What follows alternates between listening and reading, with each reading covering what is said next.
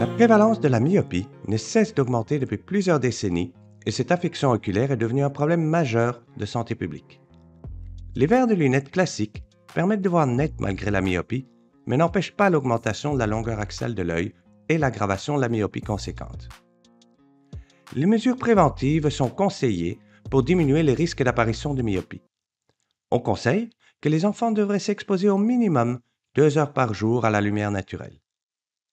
Les données les plus récentes semblent démontrer que le temps passé à regarder des écrans digitaux augmente le risque de myopie de façon proportionnelle au-delà de 1 heure par jour.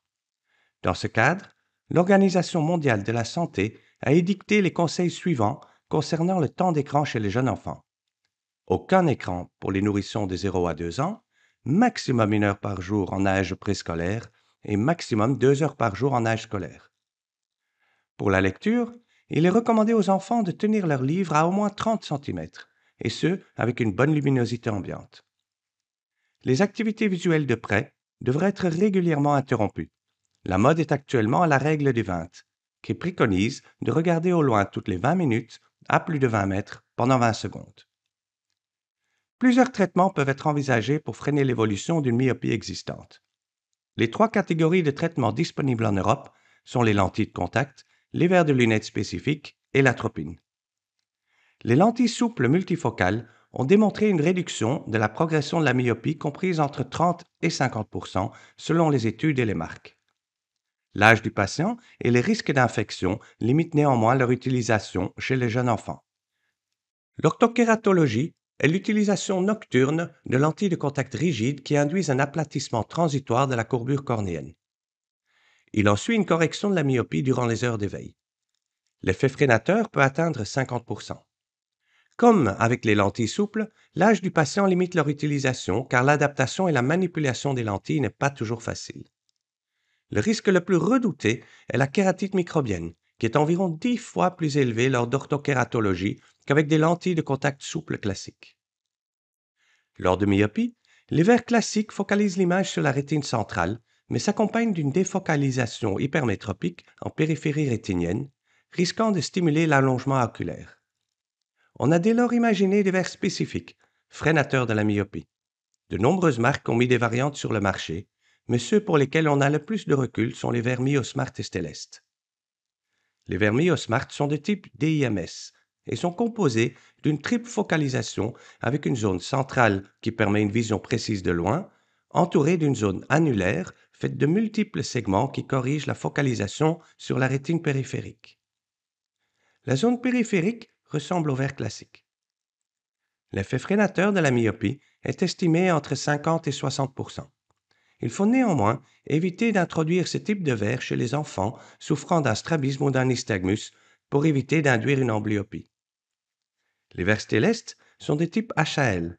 Le verre est composé de seulement 2 zones, une zone centrale avec la correction pour de loin, entourée de 11 anneaux concentriques de puissances différentes qui corrigent la focalisation périphérique. L'effet freinateur atteindrait 60 à 70 Une troisième alternative, appelée DOT, se base sur une zone centrale claire pour la vision de loin, entourée de multiples segments qui diminuent le contraste en périphérie. Les verres Sight Glass Vision bénéficient de cette technologie et un effet freinateur de 50 à 60 peut être espéré.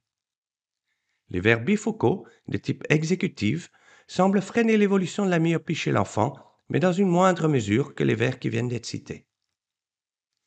Le mécanisme exact par lequel l'atropine freine l'évolution de la myopie chez l'enfant n'est pas connu, mais il semble indépendant de l'accommodation et agir directement au niveau de la rétine et ou de la sclère. L'atropine est administrée sous forme de gouttes oculaires à raison de 1 goutte dans les 2 yeux le soir. Le collyre d'atropine 1% donne les meilleurs résultats, avec un effet freinateur d'environ 50 à 60 mais comporte aussi le plus d'effets gênants, notamment une vision floue de près et un éblouissement important à cause de la dilatation pupillaire. Des dosages dégressifs ont été testés et la concentration ayant le meilleur rapport entre effet freinateur et effet secondaire semble être de 0,05 Le collyre d'atropine peut être combiné avec le port de verres défocalisants ou un traitement par orthokératologie avec une efficacité plus grande que lors de monothérapie. Ces dernières années, Un nouveau traitement suscite beaucoup d'intérêt. Il s'agit de la thérapie par lumière rouge. Le traitement consiste à projeter une lumière laser rouge sur la rétine à raison de 2 fois 3 minutes par jour. Une amélioration de l'oxygénation de la paroi sclérale de l'œil est évoquée pour expliquer son efficacité. Les premières études réalisées en Asie semblent prometteuses, avec un effet freinateur de 60 à 70% sur la myopie, mais la prudence est de mise en l'absence d'évaluation fiable à long terme. Les verres filtrant la lumière bleue n'ont par contre aucun effet sur la myopie. Merci d'avoir visionné cette vidéo jusqu'à la fin et n'hésitez pas à cliquer sur le pouce en l'air si vous l'avez apprécié.